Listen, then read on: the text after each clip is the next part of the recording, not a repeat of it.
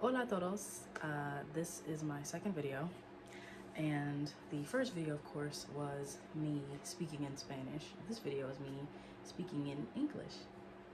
What I wanted to do was talk to you guys about my Spanish learning plan, which it's still something that I'm trying to flesh out. This is exactly why this is week 0, because I'm still putting all of the final pieces together. And week 1, I want me to be sitting down, learning, and having a full-on plan. Now, don't get me wrong, I am still learning right now. I'm still, picking my lessons. I'm still learning as I go, but just one day so far since the video I just uploaded, I spent looking up the different dialects and choosing an accent. So there are a couple of things I'm going to share with you guys. I'm going to share, I have a notebook, okay? I'm going to share the tips that I found that I noticed stuck out the most. There's tons of resources, and I didn't want to spend a week, watching videos and people saying, I think you should do this, and then this, and then this. I said, no. I'm going to watch some of the most popular ones or videos that I watched in the past and see which tips pop out the most. Because there were some videos where there were maybe 2 or 3 tips where the person was saying the same thing, so they all had the same tip. All right, so I have my notes right here, and yeah, so let's start with number 1. Everyone emphasized speaking from day 1, so that's what I've been doing. I actually have my Kindle next to me, and I have this book up right now. This is Short Stories in Spanish by Ollie Richards, who is also on YouTube, whose videos I watched, and he will be coming up. But I've actually been reading this and just getting used to moving my mouth. You don't realize how odd it feels speaking another language and using your mouth in ways that you don't typically, sorry, that's distracting me, guys, and using your mouth in ways that you don't typically do. When I'm speaking English, I'm not English. That felt weird saying it. When I'm speaking English, am I speaking English? I might need to relearn that too, geez. When I'm speaking English, my tongue always remains kind of in the middle of my mouth, whereas with Spanish, I feel like my tongue is always forward. It's always pressed this way, like I don't want to say a lisp because I know that's offensive. I know there's a whole thing about the Spanish lisp, but when I'm speaking, my tongue isn't forward, like even just saying mi llamo Brianna, you hear that rolling of my tongue. So the more that you speak, I can completely understand how comfortable you get. So I have been speaking since day 1, and people say to learn and get comfortable with the alphabet as well, which I am familiar with back from when I was learning when I was in school. Sorry guys, I'm making sure this is where my lens is. And then B, talk to yourself in Spanish. So I've actually been doing that. Even this morning I was telling my mom, I was like, if I say a sentence that I know the words, enough words to possibly say it in Spanish, then I'm going to. I think I said something this morning like, necesito practico todos los días, right? So I need to practice every day. I didn't realize I even knew those words to say that sentence, but I did. So just getting into the habit of doing that. And then they also said, see, record yourself more. So I intended on recording myself, or at least posting on YouTube updates every week after I learn something. But in between those weeks, I am also going to try to find some time to record myself speaking, just in my phone notes, and I'll put it up, obviously. Number 2 that a lot of people mentioned was saying talking to natives sooner. I would love to. I do think to a certain degree I need to be able to speak just a little bit more before I speak to natives. However, that could be an excuse. If you think about when you're a baby, you don't wait until you know enough vocabulary to talk to adults. You just start blah, blah, blah, blah. You start talking before you even are able to talk and say actual words. So I have been looking into, I think, italki and something else to possibly talk with natives just a little bit, just to start, especially since I chose an accent, and I will be getting to accents later. So yeah, and people said you need that exposure as soon as possible with talking to natives, and you do need to consider online speaking lessons. Then tip 3 was focus on a specific dialect. So the sub point I have for this says learning from a region. So I had mine narrowed down to, I think, 3. Now, when I was learning Spanish, when I was learning Spanish years ago, I was learning Mexican Spanish. This was when I was in school, so I was learning Mexican Spanish. And then I was using, of course, like everybody, Duolingo. And Duolingo, I believe, also teaches you mainly Mexican Spanish. I think there's a couple of words in there. For example, I think pluma is what some countries, Spanish-speaking countries, will say instead of for a pen, whereas, you know, in other places they'll say bolígrafo. So it's little subtle things like that where you will be understood, but it's not what's commonly said there. So I have kept that in mind. Now, I was originally learning, I think, Argentina Spanish. Is that right? Correct me if I'm wrong. Please correct me so I don't sound silly. But I was going to learn that dialect. I liked the sh sound. Como te llamas? I liked that. I liked how that sounded. But I was uncertain, and people, you know, there's a whole thing about it sounding like Italian, and people say sometimes they talk very fast, and sometimes in English I talk very fast, so I thought, ooh, sisters. Like, I thought it was a good fit for me. However, like I said, I started researching more, and I noticed that even Mexican Spanish can kind of have like a flow to it, has a rhythm to it. And really, I feel like a lot of the dialects, if not all of them, have their own rhythm. It's just slightly different. So I had the Mexican Spanish accent. I had considered Spain Spanish for a minute, but controversial evidently. And the lisp part, like cerveza, right? Cerveza. Huh? What? What'd you say? Cerveza. The lisp is what got me. Okay, so you know, I don't know about that. I don't know about all that. So the Spanish one was also when I was considering Spanish. And then they're also, you know, they have vosotros. And then I was considering Colombian Spanish, which of course you guys already know what I'm gonna say, the Paisa accent, which I find really beautiful. It's very melodic, and I like it. I used to sing. I used to be an actress. I'm retired now, but when I was performing and I was doing theater and stuff, you know, I like that. I like the flow. I like the idea of something very melodic and easy going on the ears. I mean, all the accents are, but that's what most people say when it comes to the Paisa accent. But I will get to that in a minute as well. So I ended up choosing, of course, Paisa. However, if I have a hard time trying to pick it up or finding resources to even learn or adapt to that accent, then I am probably just going to reside with Argentine Spanish. But Mexican Spanish is always on the table because a lot of people said that when shows are dubbed over, they're dubbed in Mexican Spanish, in a Mexican Spanish accent. A lot of people say that, you know, news, radio, all of those things are Mexican Spanish. So it's just more resources. And then even shows that I had watched with my mom, for example, Casa de las Flores, that is Mexican Spanish. Even like Water for Chocolate, that is Mexican Spanish. Like, what is it? What's the other movie? Y tu mamá también? Mexican Spanish. Mexican Spanish. So it's always the most available, it seems. My next point was learn Spanish through stories. So I had written for this books, podcasts, short stories. Helps you learn words and context. You know what? These are tips, I think, from Elysse's video. I will credit her because I don't want it to seem like I'm reading off everything she said. So she had mentioned books and podcasts and short stories. This is also why I was reading this, because it's short stories. I do want to look for podcasts. However, since I am trying to learn the Paisa accent, I was trying to specifically find podcasts of people speaking with that accent, and so far we got Carol G, and I'll get to her as well shortly.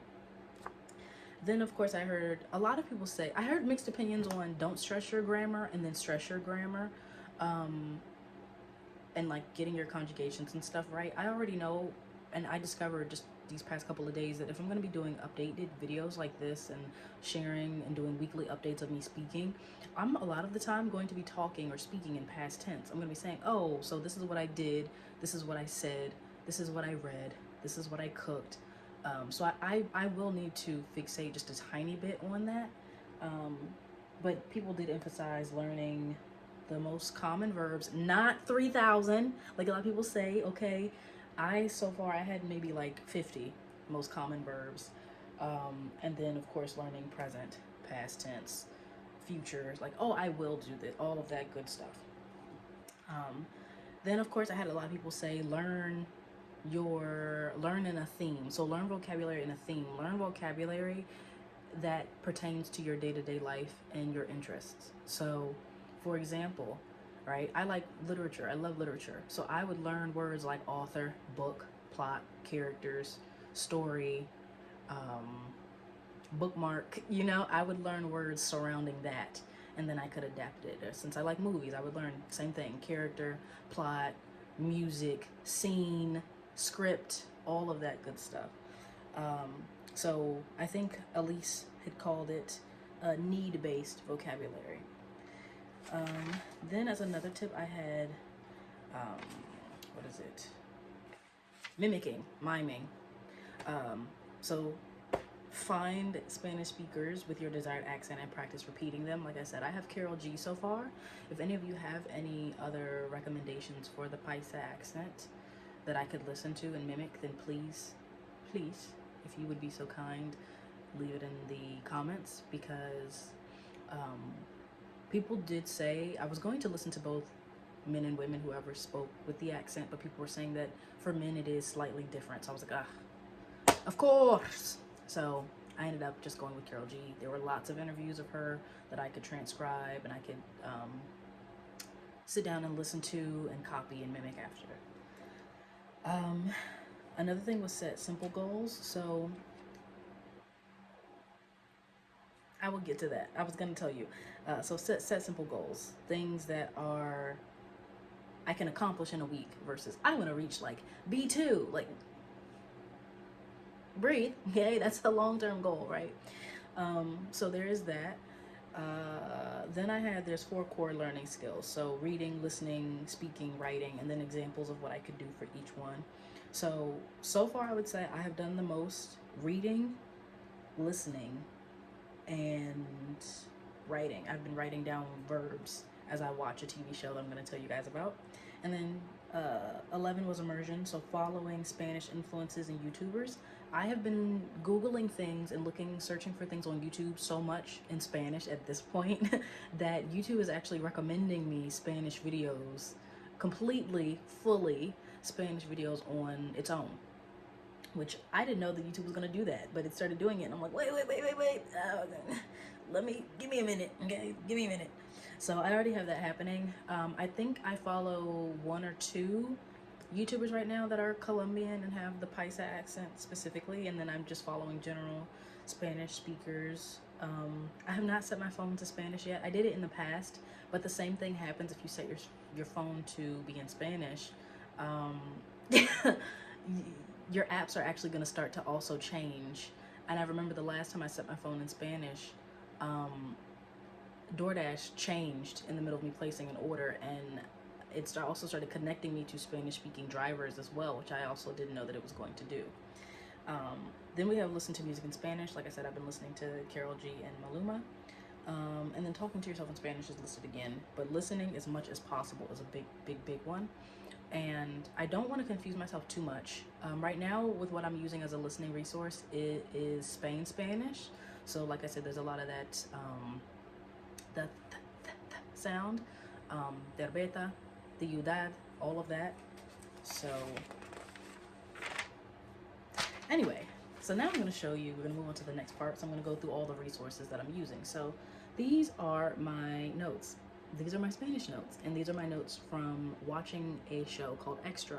Now, I found this by accident on YouTube, just looking through, I was probably looking for Destinos. I'm not using Destinos yet. I think once I get through Extra, I may use Destinos, or if I end up practicing Spanish 2 times a week, heavily 2 times a week, then I will probably add Destinos. But this is Extra Español, Episodio Uno. And then I just took notes. And I tried to keep my notes primarily in Spanish because immersion, right? So I have diferencias de esto, esta, estes. Oh, that's not an S, sorry. I can't even read my own handwriting sometimes. Diferencias de esto, esta, este. Right? And then I ended up answering my question later. And then I was trying to differentiate between esto y eso. Eso is that, esto is this, right? Little things like that. And then I had written verbs like say, to say something, to do something, to call, to write, to receive, like all of those different things. I had written them all down, and I have to go through them so I can learn them. I wrote down verbs that I use so it would make sense. Then I wrote y así están las cosas hasta que, which was a phrase that I felt like that's something I would say. Anything in the episodes that I felt like, oh, that's dialogue that I say day to day, I wrote it down. Noche, anoche, meaning last night. Acabo, I wrote down for meaning just. So if I say I just did something, right, that means I finished it. I just ended whatever I was doing. So just, finished. And perdona, I had written for forgive me, or sorry, forgive me. Se acabo. So that you say to an ex, se acabo, se acabo. So it's over. No me importa came up a lot, which is I don't mind. It was translated as I don't mind or I don't really care, like that sort of thing. And I wrote down razón for reason, por nada razón for no reason. Es raro, it's weird. Está ahí, which is there you are. ¿Qué vas a hacer? What are you going to do? Eso lo sé. Eso ya lo sé. I already know that. Like, just simple phrases. Algo I wrote down because it kept coming up and it means something. I always forget what it means, so I wrote it down. De verdad. Well, I said that with a Spain accent. De verdad.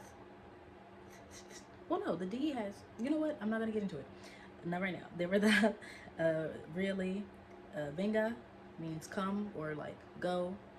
Vale, which I've heard a lot. Vale, vale. Which is okay. Okay, so estupendo. Great. Díselo, which is like say it, tell me. Mira, ahora mismo, which is right now. Que broma, what a joke. What a joke.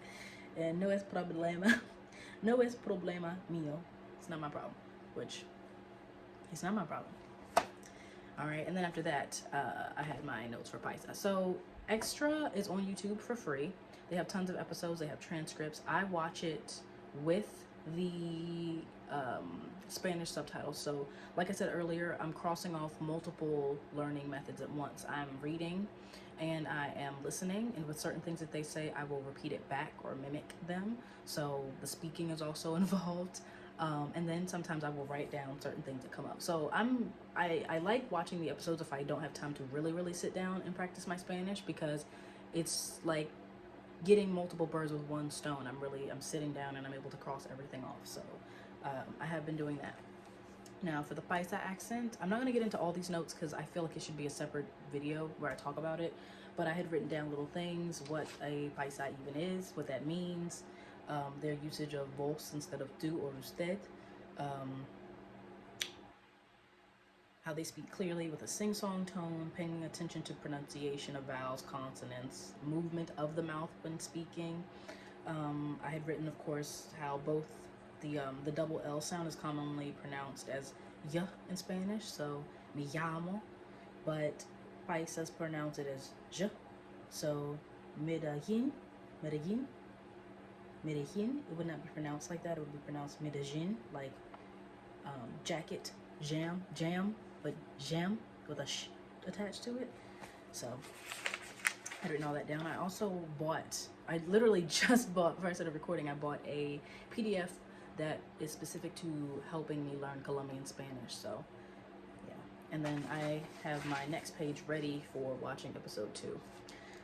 So, I'm going to go into talk a little bit more about our resources, and then I'm going to tell you guys what my plan has been. So, well, actually, I can tell you what my plan has been, and then I'll tell you about my resources. So far, what I've been doing is watching an episode every day of Extra. I will watch the episode, then I will take notes. So one day or one sit down, I will actually just try to watch and just try to listen and understand what they're saying. And then the following day, I will sit down and write down words that I don't know, translate words that I don't know, etc., etc. But I don't want to hyperfixate on, oh, let me just try to listen and pause and play and pause and play. Like, no, I do want to sit down and actually just try to listen first. And then the next time I write down the dialogue and all of that, okay? So, and that's what I'm doing so far. But I am about to implement using textbooks, which we are going to talk about now. So as I said, for music, I have been doing Karol G, Maluma, Shakira, of course. Honestly, even if it's not specifically a Spanish artist and it's a song in Spanish, I have been listening to it and sort of curating a playlist of artists. I am open to music suggestions. I had actually started listening to Karol G earlier in the year, well, last year, and now I'm circling right back around. So I thought that was pretty funny. For movies, I have some recommendations that I found for films. I'm just gonna put them up here so you guys can look at them because it's a lot. But I do intend on watching all of these. Specifically, you'll notice that they are either Colombian shows or they feature cast members that have the Paisa accent. Again, those are recommendations. I was watching Spanish shows with my mother, like La Casa de las Flores. I was gonna start watching, what is it? It's not called The Heist. Money Heist. I was gonna start watching that. I know that that's Spanish though. So I do have resources lined up to listen. It's just specifically Colombian one, so I'm picking up the accent was important to me. So books. I have a lot of books. I have this one, which is a very popular one that you've probably seen a lot of YouTubers mention. I did not realize that this book has like 3 or 4 editions. The one that I have, this is the most recent one. This is up to date, and it comes with a companion and an app that you can use and install on your phone as you do these lessons, which is really convenient. And just the first day that I sat down to do the lesson with the audio app, I was speaking. So I highly recommend already, just with the little bit that I did use with 4, okay? I have a couple of others, but my family has them. I have the most common one.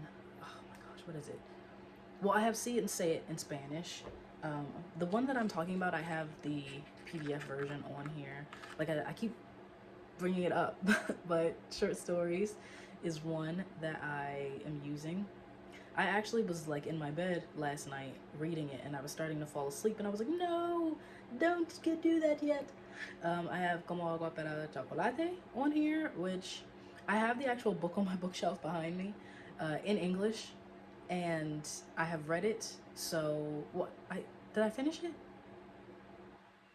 I can't remember now, but I was reading it. Trust, okay? So I have it in Spanish as well for me to read. Now, what I'm gonna do is go to my collections so I can talk to you guys about some of the books that I have in Spanish. Okay, so I have the short stories. I have the Spanish pronouns and prepositions book on here. I just got a lot of the most common books, the most popular books that people were saying to read because it would help. I have the Practice Makes Perfect Spanish Verbs as well. And like I said, I have See It and Say It in Spanish. And then I have The Magic Key to Spanish, which, oh, it's not showing the cover for some reason. I can't go back. Well, anyway, I have this baby right here, which is like the tried and true Spanish book. So I will actually be picking that up and working on that book today. I will be reading that and hopefully doing a lesson a day, because I think it's either, now it shows this one. You guys know what I'm talking about. It's just not in color. But these 2 right here are going to be what I spend my time working on these next couple of days, and then if I really really like them, then they will stay for my learning weeks. So that's mainly it for that. And then, like I said, the short stories as well. I don't want to overwhelm my stuff with learning materials. I am not going to be touching Rosetta Stone. I'm not going to be touching it because it's a little too repetitive. I actually did get through, I think, the first lesson or two of Rosetta Stone years ago, and it was okay, but it was just far too repetitive and starting it all over, and I can't. No, no. So aside from that, I think that is all for the books. Then after that, someone also recommended Meditations. I love meditation. And they had mentioned downloading the Headspace app and putting it in Spanish and doing meditations that way. I have not tried it yet. I will probably try to get around to it. It might be like a backup thing for me to do whenever I forget. I'm like, oh, I didn't spend enough time on Spanish today. I'll do that. I am following the talent code book, which suggests doing deep practice and doing 2 hours of practice for whatever it is, whatever skill it is that you're trying to acquire, as opposed to 1 hour.